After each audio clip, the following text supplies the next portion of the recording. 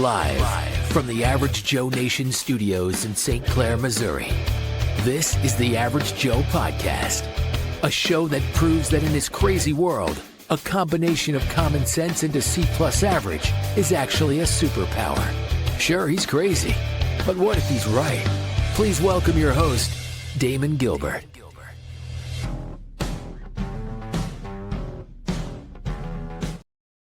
Well, hello. I know, it's been a while. I was reminded of that fact by my son on Father's Day. And I got to tell you, I'm terrible at figuring out how time has passed me by. I don't know about you, but the older I get, anytime someone says, "How long ago was something?"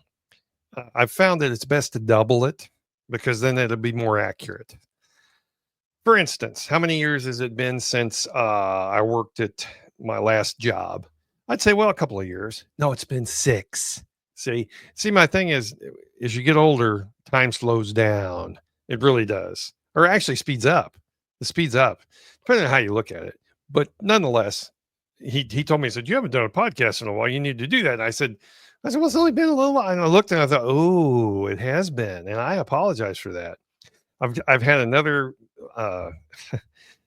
I've had quite a few irons in the fire. I apologize for that, but again, I keep saying I'm going to try and do it, and I'm going to make every effort to, but I can't promise you anything. Okay. So anyway, what do we want to talk about today? Well, there's been a lot going on in the world, obviously, in the last couple of months, and I think the most damning and the most important is happening right now. Are we looking at World War III here? What do you folks think? Do you think we're on the verge of it? And what do I mean by a world war?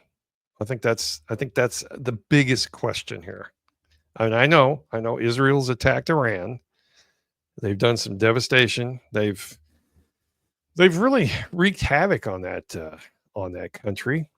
Now, they're basically going after, from what I understand, what they're telling me, they're going after the nuclear infrastructure that they're building. They do not want Iran to have a nuclear weapon. So that begs the question, who are we, or who is Israel, to say that a country can or cannot have something?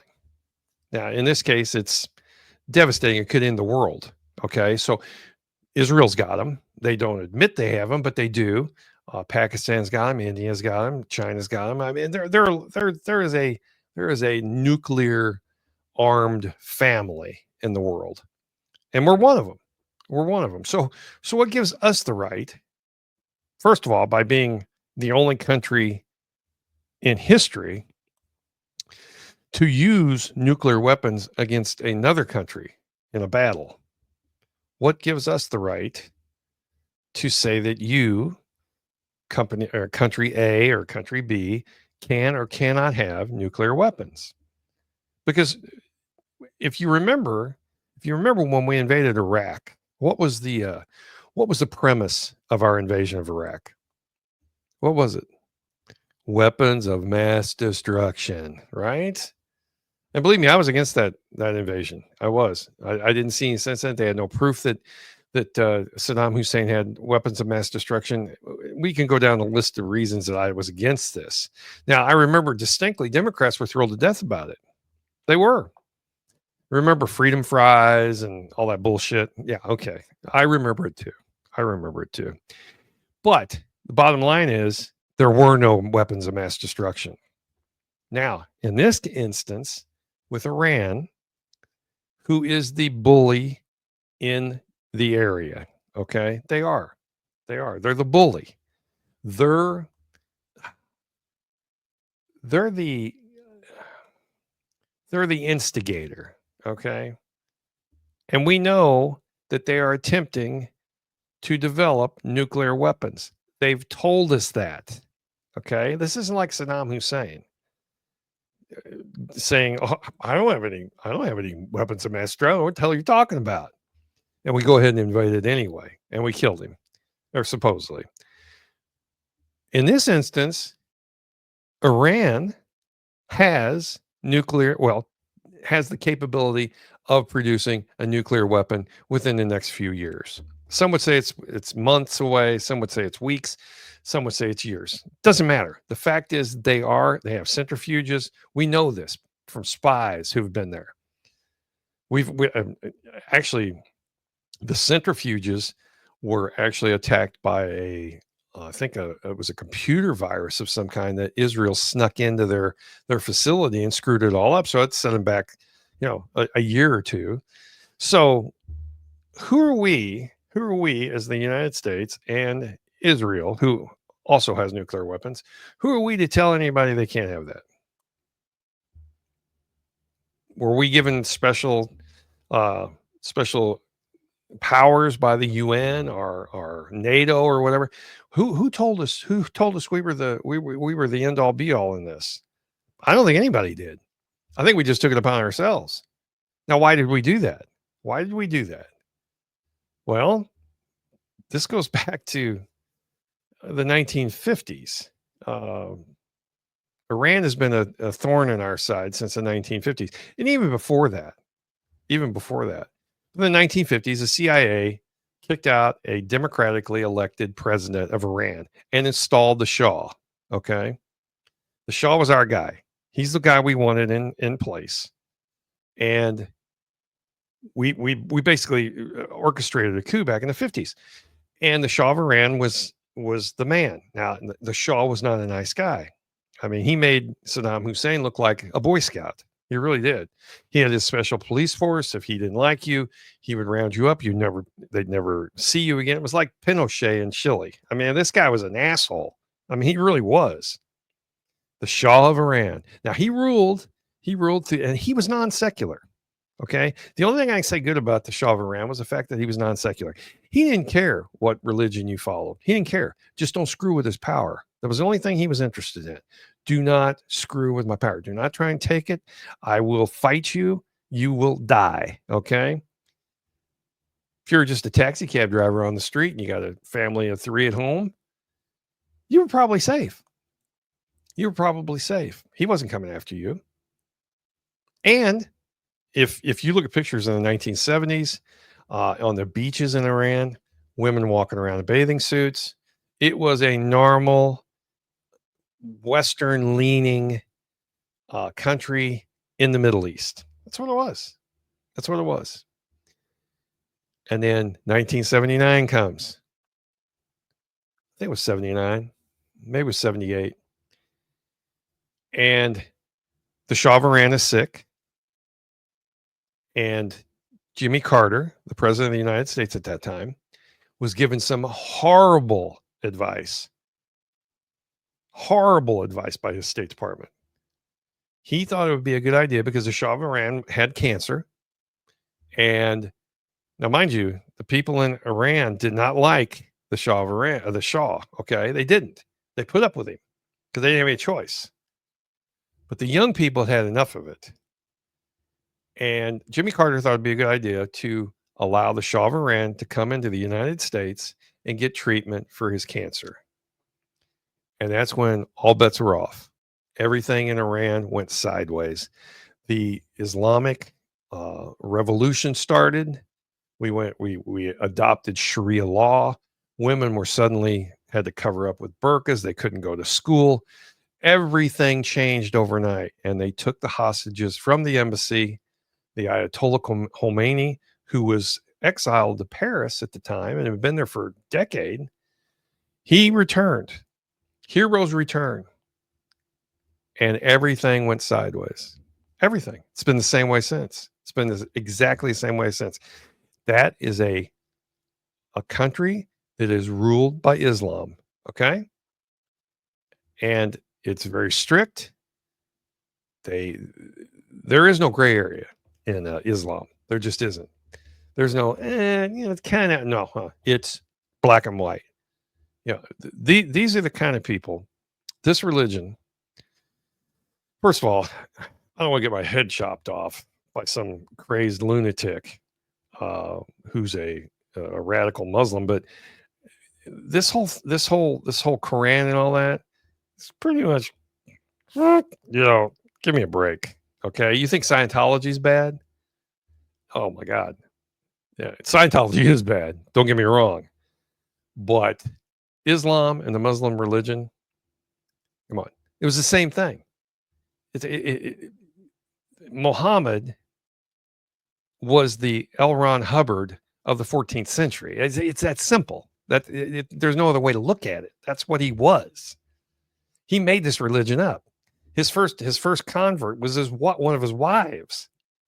So I mean, when you're looking at it from a standpoint of what's believed, and believe me, I understand the Christianity, the story of the Christian, of Jesus and everything, virgin birth. I mean, rising from the dead. I mean, come on, they're all a little bit out there. I mean, when you get right down to it, if you're looking at it from a standpoint of, if you just want to look at it from a standpoint of what could be possible, okay, fine. All religions are a little off the table, but the Muslim religion, I got to tell you, when they live by the Quran, and the Quran will tell you. I know what you're going to say. I know people who are Muslim and they're not like that, and I agree. I know Scientologists. I've met them. They're not bad people. It's the radicals you got to worry about. Okay, that's who you got to worry about. The radicals.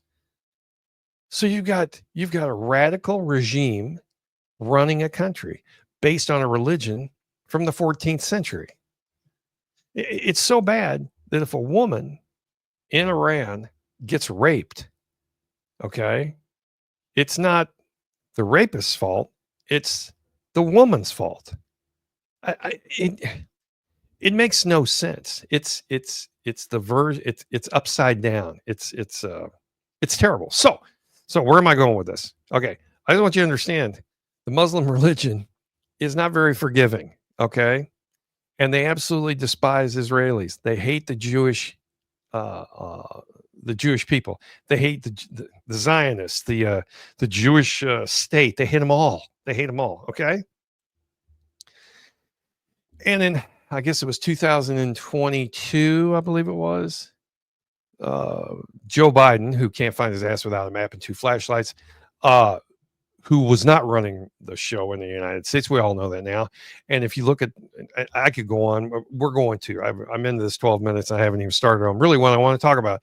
So, 2020 election, we know now it was stolen. Okay, I don't think there's any doubt now. The FBI has found records. The Chinese were involved in sending millions of fake driver's license over here, and they were passed out to blue-leaning places in order to turn the tide. You can't tell me it wasn't stolen. You don't find 20 million voters in 2020, and then in 2024, the 20 million voters are missing. That doesn't make any sense. So we know now that the 2020 election was stolen. I don't think there's any doubt at this point that it was. Now, nobody wants to talk about that. Nobody wants to bring it up. Some places will, but I mean, mainstream media is not going to touch this, even though they have proof. Because the Democrats, they don't care. If you got proof about anything, they don't care. They're stuck in their ways. They're not going to change. And it's not going to change because of this either. So what you've got is you got a 2020 election stolen. You got a president that shouldn't be there, a president who is not there mentally. Okay. And they knew that. And they wanted a puppet, and they wanted somebody behind the scenes pulling the strings, and that's what they did. And what do? They turn around and they give Iran $4 billion of money that was frozen in the United States. They said, oh, it's okay. It's no big deal. You go ahead and take this money. And what does Iran do with it? They immediately start paying mercenaries between Hezbollah and ISIS and Al Qaeda, all of these people in Syria, to start attacking Israel because they hate Israel. And they've told people, we hate Israel. We think it would be a better world if they were taken off the planet. We want them gone, exterminated. That's what they want. So when I'm going to answer the question I asked earlier about, do we have the right to say that a country cannot have nuclear weapons. I think we do. Okay. In this case, I think we do. Now, a lot of people disagree with me, and that's fine. But in my opinion, we have the right to say, you can't have this, because we know what you're going to do with it. You're going to look us in the eye and you're going to tell us that we're using it for industrial. We're using it to create electricity. We're using it to move our country out of the 14th century, which it cracks me up to see pictures of women, and I mean beautiful women. Those Iranian women are gorgeous, on the beach in bikinis, in one pieces, walking around in high heels, short dresses, and then a few years later, you're covered up with a burqa. Okay, that's the religion. That's the religion. You don't want these people. That would be giving the Iranian government, a nuclear weapon would be like giving a deranged, psychotic, known killer an automatic weapon at a concert. That's what it would be like. You can't do that. You have to stop these people. Now, some would say, and I was listening to a podcast this morning. A friend of guy I listened to, and he was saying, "What does this have to do with us? What does Iran have to do with the United States of America?" That's a good point, because when Trump was running for office, I was saying, "Hey, we need to stay out of this. This is not our business," and I still stand by that. Ukraine and Russia, not our business. That really isn't. It doesn't have anything to do with us. It truly doesn't. But here's the thing. Well, I mean, I say that, and I stick by that. I do. I still stick by that. I don't think really we have any business sticking our nose in there. Now, when it comes to Iran, a little different story. Israel is, in fact, our ally.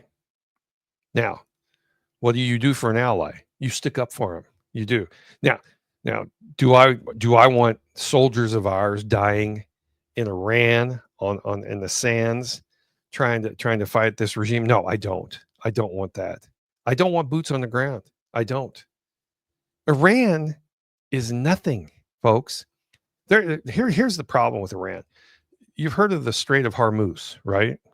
Okay, that's that little section there in, I think it's not the Mediterranean, I think it's in the Red Sea, that goes up, and it gets real narrow at a certain spot. Now, mind you, a fifth of the world's oil comes through that strait on a daily basis. Now, they're talking about now what's going to happen. And I can tell you, I firmly believe they're going to do something to that strait, is what they're going to do. They're going to try and block it. That's what they're going to do. They're either going to take a boat out there and sink it so that it's impossible to go through there. They're going to do something. I firmly believe that. Now, mind you, this is the same group of people who are backing the Houthis in Sudan or Yemen that are attacking ships going by on their way to the Suez Canal. They've been doing it forever, and we've been bombing them because that is an actual that's an actual national security issue for the United States. The flow of petroleum and oil from these areas. It just is. It actually has something to do with the entire world. So yes, we do have a dog in this fight. We do. First of all, Israel is our ally, and secondly, we cannot have these mullahs, these ayatollahs, controlling the world because you think that they're going to pull something, and what, we're just supposed to walk the other way and say, oh, they won't do that. No, you take these people out. We should have done it years ago. I never forget when I guess when the attempted rescue by Jimmy Carter, who was an idiot. Don't get me wrong. I never was a big fan of Jimmy's. He was a moron. I think he was a nice guy, but as far as strategic and strategy and the people he had in his circle, it was a horrible deal. It was terrible. It was terrible. He was piss poor. He was a terrible president. But when he tried to rescue those hostages, which I was 100% behind, and that thing went all sideways, and the Iranians were dragging these soldiers and these pilots through the streets, I wanted to join in the military. I did. I was furious. Okay. These are the same people. Okay. These are the same guys. The Ayatollah Khomeini was in Paris at the time in exile.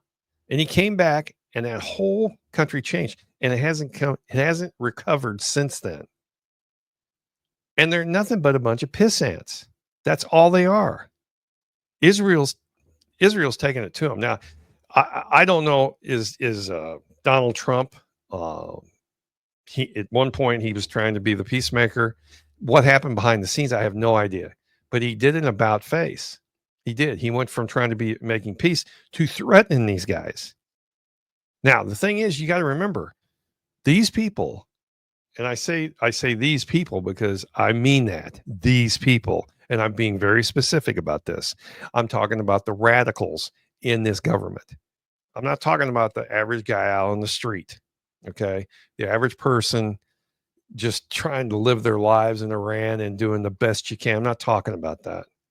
I'm talking about these assholes, the Ayatollahs. And by the way, if you've ever noticed, they all look the same. You ever notice that? Beard, black hat. Yeah. Looks like he's somebody's grandpa. I mean, it's pathetic. These people wield power like you cannot believe in that country. And it's all based on religion, which is fine. I don't have a problem with it as long as you mind your own business. Don't be trying to take out your neighbor. Don't be trying to kill the Jewish nation. Don't do that.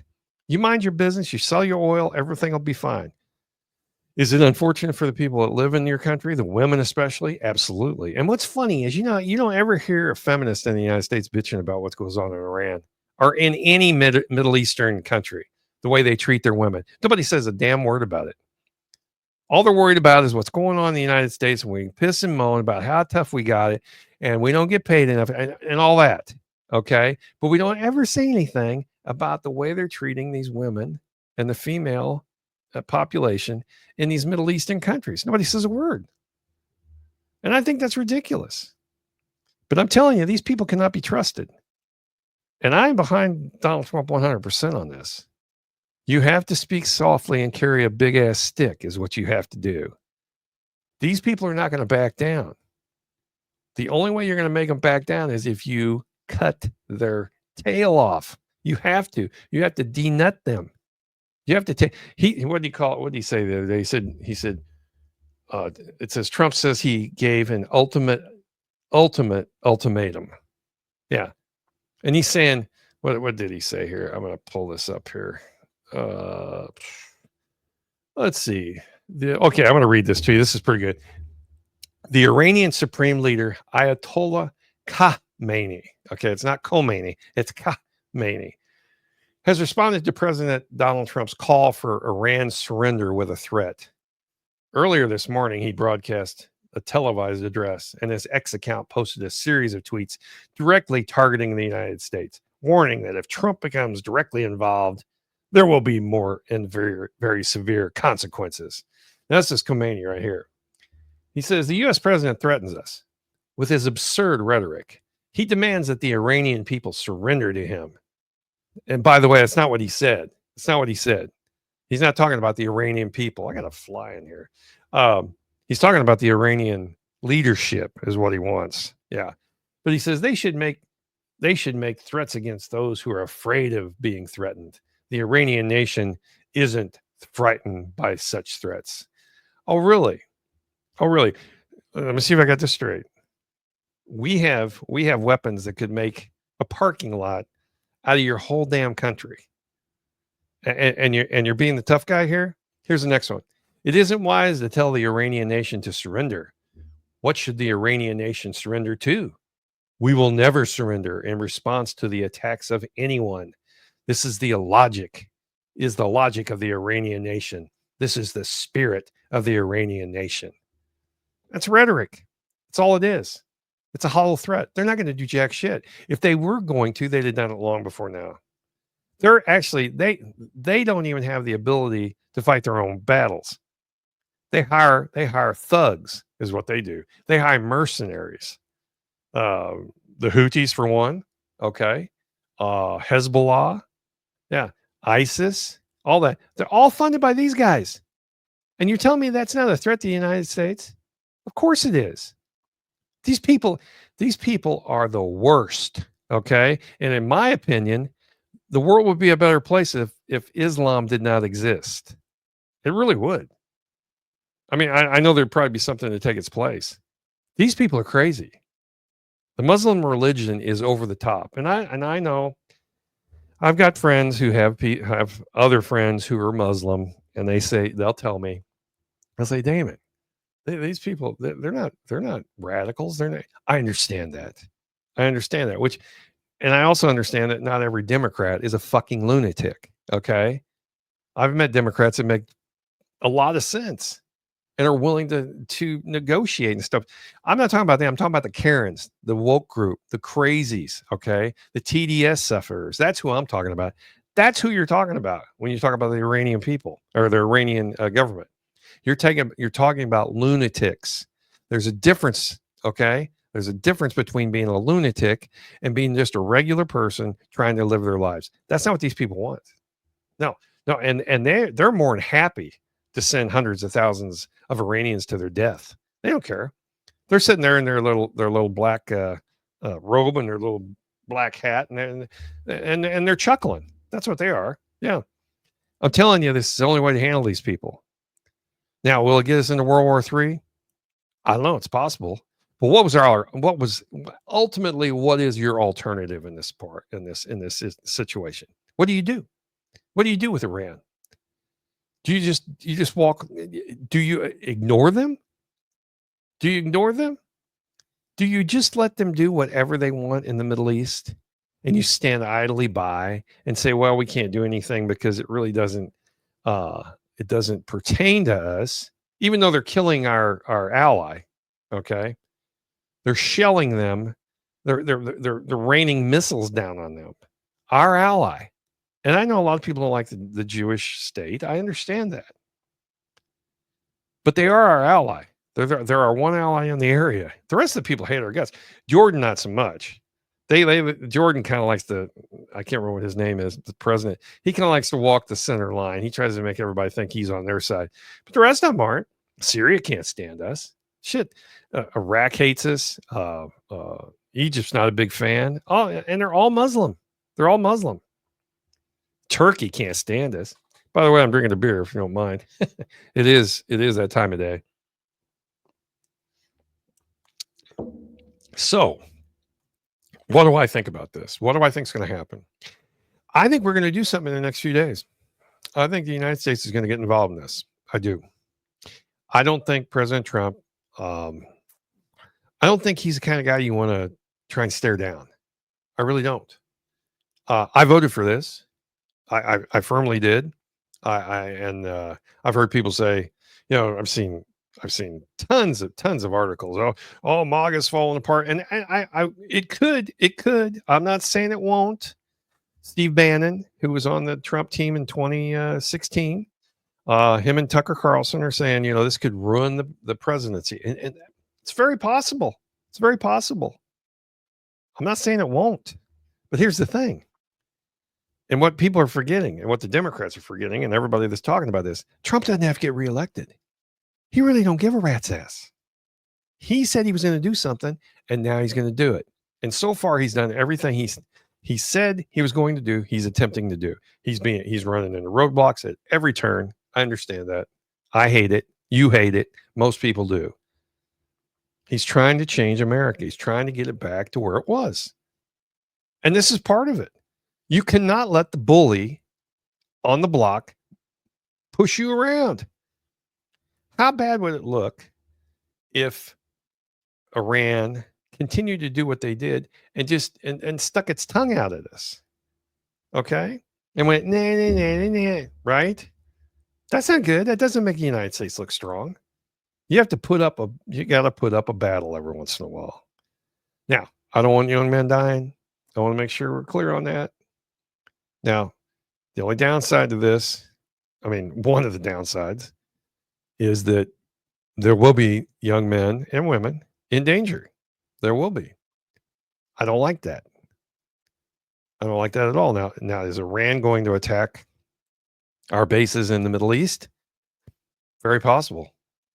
Very possible. He's saying, what did he say? What did he say? Iran, let's see. Oh, yeah, here it is. Iran pledged that last night there will be a huge surprise and a night to remember for centuries. Okay? That was last night. This was the 18th. Did anything happen? I don't think it did. I don't remember seeing anything. I didn't read anything in the papers. Did you? So is this bluster? I think it is. Russia has turned their back on these people.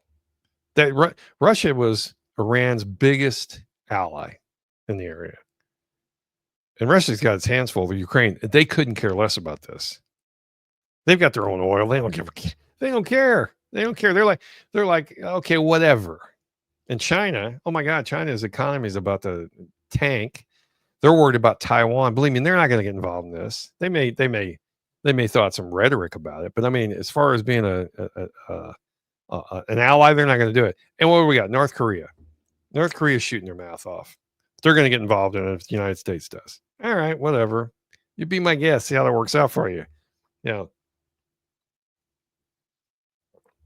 Now, Turkey, different ballgame. They get involved, it's going to change things. And today he was saying that he will back Iran. I don't know what's going to happen there. I'm hoping that the art of the deal is taking place as we speak right now. That's what I hope. I hope Trump has some people behind the scenes talking to these people, trying to get this thing settled. But he's using some pretty tough language. I got to admit. I don't know. It may already be determined at this point that they're going to pull something. They're going to attack them. It's very possible. It wouldn't surprise me. It wouldn't surprise me at all. And maybe that's part of the deal. I don't know. Maybe if Iran sees that the United States is going to jump into this fight and see it through, maybe Iran will change their mind. Maybe the mullahs will say, you know what? Maybe it's a better idea. Because I mean, they're killing people in their military like crazy. I saw the other night when Israel had attacked them, there was no chain of command anymore because half of their generals have been killed. It's pretty hard to run a business if the boss is dead and you don't know. No one knows what to do, not for a long time until somebody is put into that place. It's pretty much anarchy at that point. I think they've destroyed a third of their air defense system. Israel has. That doesn't help. I've heard they've had desertions. You saw the other night there people were, I don't know if you saw it or not, but I mean, there were lines of traffic leaving Tehran. People leaving, heading for the hills. They don't know what's going to happen. They don't want to die. I don't blame them. And after all that, what does Iran do? They start lobbing missiles at Israel indiscriminately. And at least, and I got to tell you, this has the look of the Blitzkrieg on Britain. It really does. They don't care where the Germans didn't care where the V2s dropped and landed. It wasn't like a strategic, like they were surgical. No, they're just lobbing them over, hoping that you shoot 20 of them off, maybe 3 will get through and kill somebody. They don't care what it is. That right there. That alone is a sign of a deranged and, I guess, 14th century civilization. It really is. Indiscriminate killing. They don't care. So I have no time for these guys. I've never had any time for these guys. I've always said what we ought to do, instead of worrying about who's got the oil, we should go over and take their shit. And I know that's a terrible thing to say, and it's easier said than done. I know, but I swear to God, I get the feeling sometimes that's what we should have done a long time ago. just put these guys out of their misery, because isn't it funny? Isn't it funny? That's the only thing they have over there is oil. Isn't that weird? What a joke to play on the world. You know? I mean, if there is a God, and I firmly believe there's something going on, but I mean, you got to admit he's got a sense of humor, man. He's like, you know what? I'm going to put the craziest sons of bitches you ever met on top of the largest oil reserves in the world. That's going to be their only asset. That's going to be their only thing they've got is oil. And they're going to be crazy. They're going to be nuts. I'm going to put them right on top of it, and they're going to own it. See if that won't fuck up the world. Of course it will, especially when you have an economy, 120-year oil-based economy. Yeah, of course it's going to. Is that not a sense of humor? I really think it is. So at the end of the day, Donald Trump is calling for unconditional surrender. Now, he's not very specific about that. I don't know if he means every Iranian in the country needs to come out with their hands up and a white flag. I don't think that's what he means. I think he means this Islamic regime, this Islamic radical government, the people in charge, they're the ones that need to get out. And I think that's what he meant. He wasn't real specific about it, but that's what I took by that, because the other choice makes no sense. Okay. I don't think he wants to kill the Iranian people. No, that's why he's engaging in this. He's trying to scare these guys in charge into booking it out of the country. Is it going to work? I don't know. I think, though, and again, I go back to what I said. I think something's going to happen in the next couple of days, probably over the weekend would be my guess. So where's that leave us? Well, probably going to leave us with what, $8-9 a gallon gas for a while. Wouldn't surprise me, because it's going to disrupt the flow of fuel, of oil out of that area. And when it's a fifth of what the world uses, it's going to be tough. And here's the great thing. Guess who drained the strategic reserves we've got? Who did that? Joe Biden did. And he never replaced them. So the United States military, which is the largest consumer of oil in the world, is the U.S. military. We're going to be hurting because we have no fuel to burn to run our ships and our tanks and everything. Yeah. It's going to be a mess. Now, what do I think is going to happen? Besides the fact that I think I think it's probably already been planned. They're probably going to go in there and do something. I think at the end of the day, I think the Ayatollahs in that whole group, I think they're going to have to leave. I think they're going to have to either go to Turkey or somewhere and just sit it out. They're going to be in exile. We need a regime change is what we need.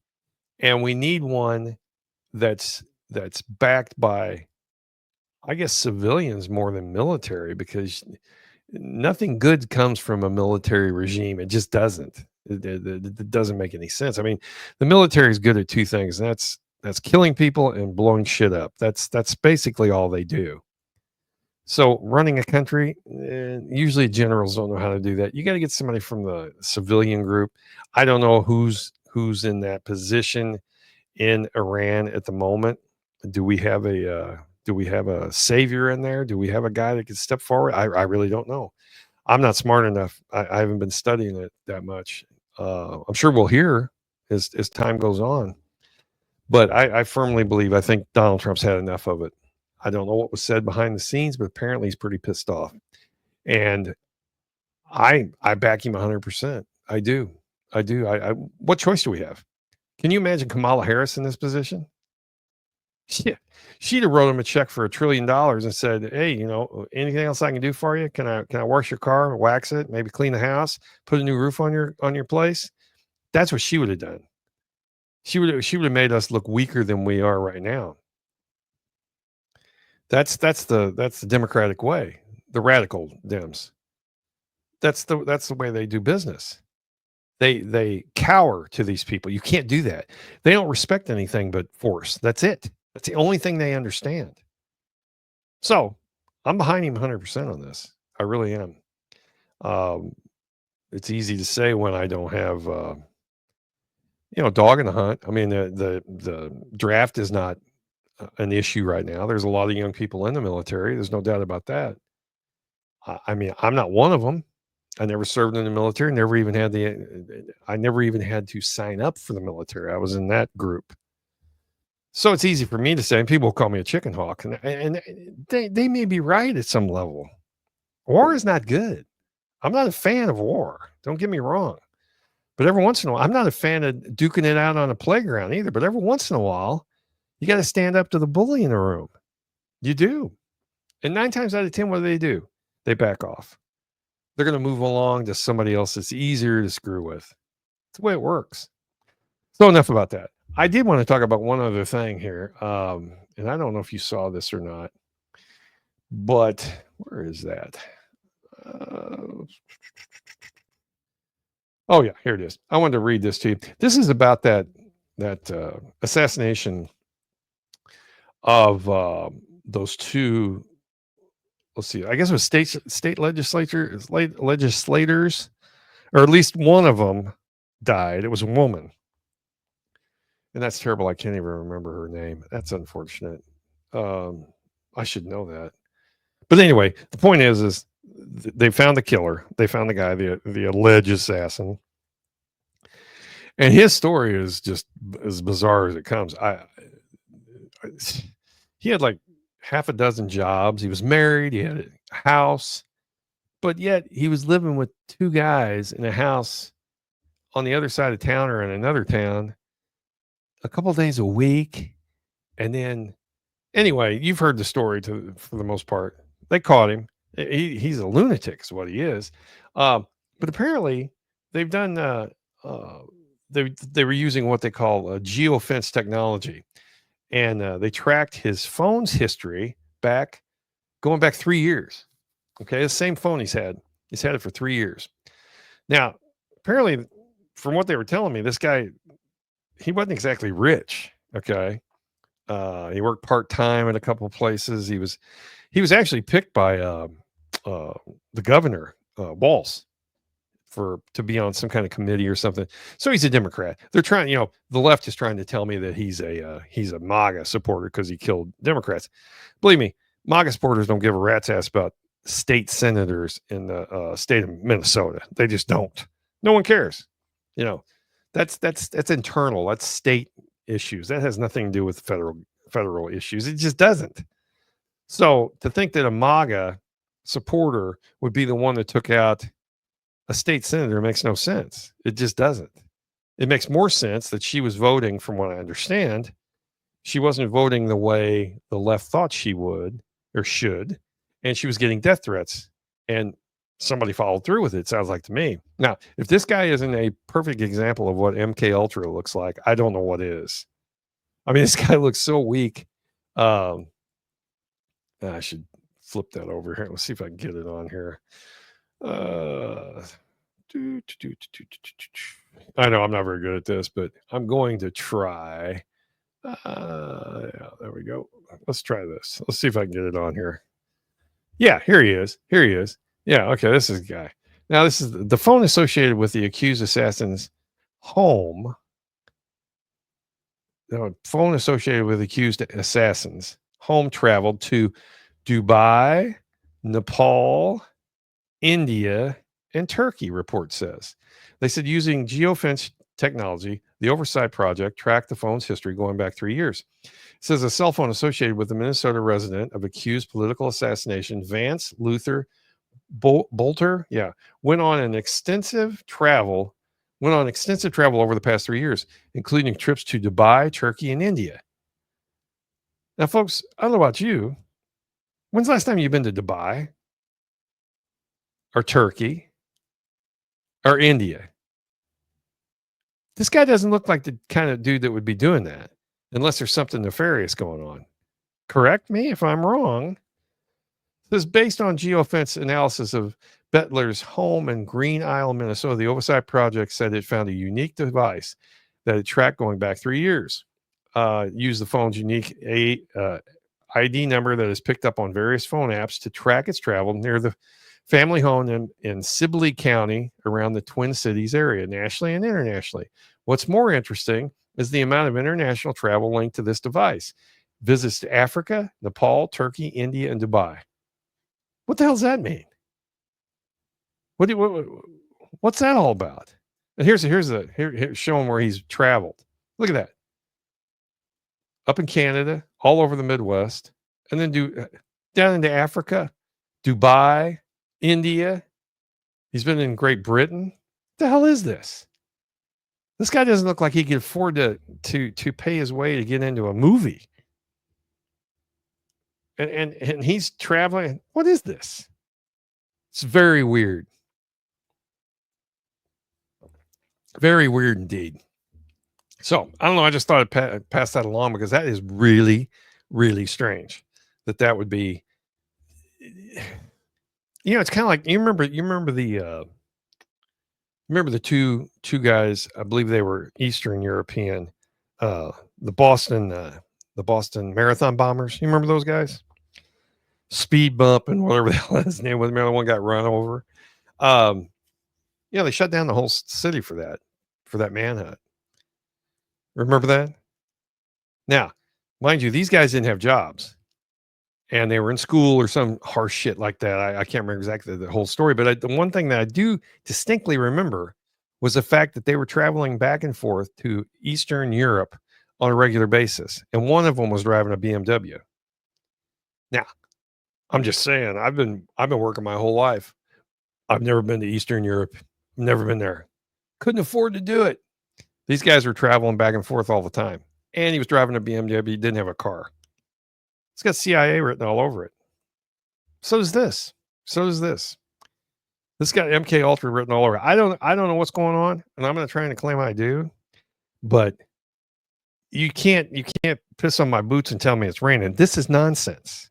There's something more to this story. And I guarantee you and I are never going to hear about it. We're never going to know. My guess is this guy dies in prison.